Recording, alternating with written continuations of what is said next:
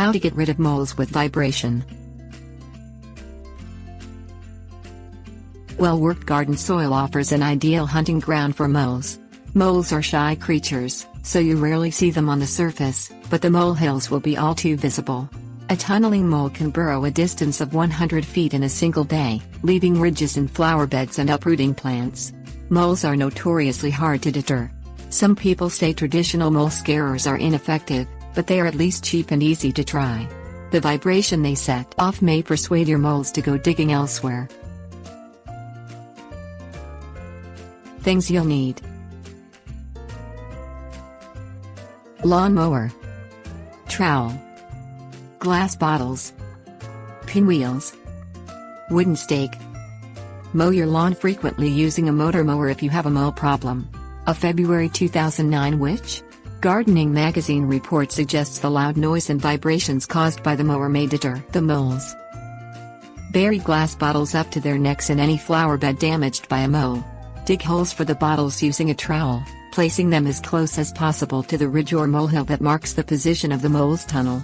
The action of the wind blowing across the open mouth of a bottle sets up a vibration, which some people claim moles dislike. Move the bottles regularly to new positions so that the mole does not become used to the sound.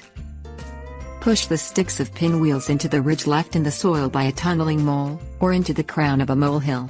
Some people claim the vibration set up by a pinwheel as it turns in the breeze is transmitted through the stick to the soil, deterring the moles. Move the pinwheels regularly to new positions so that the moles do not become used to the sound. Plunge a wooden stake into the earth in a mole-affected area and rub the stake with the blade of a trowel to set up vibrations in the soil. A March 2010 report in Scientific American suggests this mimics the sound of a mole tunneling, prompting nearby earthworms to flee to the surface. If worms do appear, collect and remove them to reduce the mole's food supply and encourage them to forage elsewhere. Consider setting mole traps if the vibrating devices have no effect. The Wildlife Conflicts website of Purdue University, for example, is not persuaded that vibrating mole scarers work. It suggests trapping moles is the most reliable way of controlling them.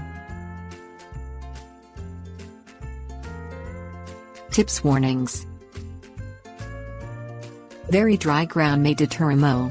If other measures fail, stop watering areas damaged by moles and allow the ground to dry out. The 2009 Which? Gardening report is skeptical about commercial ultrasound devices marketed as mole deterrents. It asserts, ultrasound cannot travel through the ground, so it is particularly unlikely to affect moles. Purdue University's Wildlife Conflicts website supports this view, adding, "Buyer beware."